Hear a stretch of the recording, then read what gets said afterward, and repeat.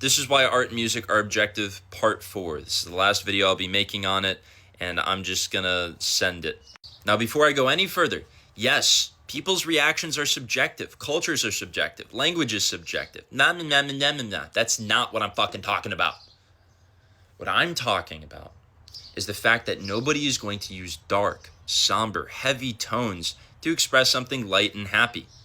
You might do it in a meta-ironic way, but the vast majority of people aren't. There is structure. We have genres. People use consistent themes and motifs to communicate the same consistent things.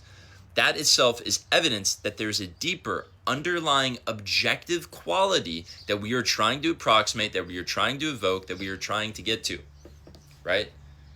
This is what I mean by these ancient, archetypal, archaic, whatever rules that are invisible, that we're constantly trying to play with and understand. People get into this semantic land of like, well, you could consider anything to be music. And it's like, yeah, you can. Yeah, sure, bro, sure. That's not what I'm talking about. I'm talking about there being an objective, consistent feeling, ephemeral thing that we are approximating, that we are trying to get to. And it annoys me when people lack the nuance to see that that thing is not subjective. That thing is not changing. There are certain crowds that form around EDM. There are certain crowds that form around rock. The reason is because it is communicating to an objective part of their reality, which is not a supposition. That's not something I just pulled out of my ass. That's like the point of language is to talk and communicate to people, just like the point of art is to talk and communicate. You can say the sentence doesn't mean anything, and that's not like radical. That's not a supposition. I think a great example is food. Like the taste of the food is not literally sensuously different for everybody else based on like your life experiences. The way you interpret it, the way you feel about it, your preference for it, your preference against it, yeah, all that is subjective. But like when you go from being a picky eater to being a less picky eater and you integrate certain foods you didn't like before, it's not like the taste of the food changed. You just opened your mind to the experience and you accepted it. There's an objective truth to reality that you can approximate through meditation, art, therapy, all this shit, bro. I think for a lot of people, it's hard to understand that because they have this materialist perspective where they think like, we live in the material world and I have chemicals in my brain. And it's like, that's all an idea. It's all an illusion. It's not real. Once you stop believing that, you'll recognize that sensuous experience is the only thing that we have in reality. And so I'm saying that art and music is objective, I'm talking about those sensuous experiences being objective and us communicating them through art and music in an objective way. There's a right way to talk about it in terms of language.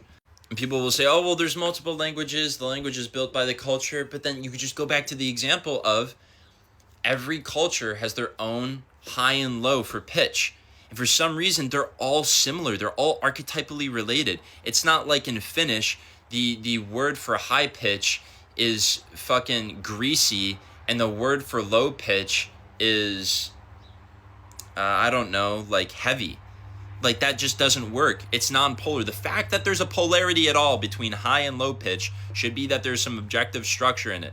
Like every single language is saying light, bright, high, skinny, sharp, thin. Like all of those are archetypally related, because there is an objective quality which they are trying to understand, but they don't have the means to through language, which is why we use music.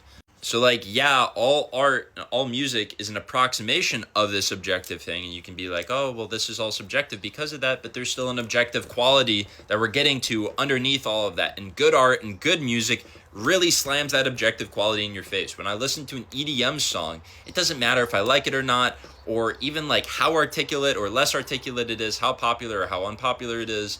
It's still giving me this particular feeling, this particular nugget of experience that is objective.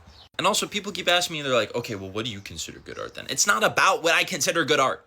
I already said we are constantly approximating and trying to understand what makes art good, what makes art connected to a thing. We're trying to figure out what parts of our perception, what notes, what rhythms connect with us in a way that opens up a new avenue of this ephemeral experience that we can share with other people. It's not like I brought up this entire point to rate art and music and be like, this is objectively right and this is objectively wrong. It's to just talk about the fact that there's structure behind art at all and that there's an objective quality that we're interacting with and experiencing. And that's cool. Like, that's weird. Like, there's a mystery there. Why does music exist at all? Nobody has the answer to that question, right? Like, we don't know why it happens. It just happens. Why does language exist at all? It's almost the same question. I used to talk to this guy who was doing philosophy of language, and he brought up like a really cool, like, Bob feels like a soft, round name, and Coco feels like a sharp, bright, poppy name. And I'm like, yeah, that's weird. Why? And like, you can chalk it up to culture and stuff, like, sure, but culture just comes from the shared values of human experience. And at some level, we are all in the human culture. We're all on the baseline level of, I'm a human and I'm alive and I eat and I breathe and I shit and I have the same, on some level, experience as everybody else. Therefore, there are universal things that I abide by in terms of how I phenomenologically perceive reality. Like, we all experience time and space. We all experience texture and color and sound. I don't know what else to say. I feel like I've hammered this point home, but I'm just trying to cover all my bases because I'm not making another video on this. I'm done. But if you stuck around, thank you for watching. The conversations have been kind of cool. Some of them have made some interesting points, or it's been fun to like explore this idea more, but I'm done.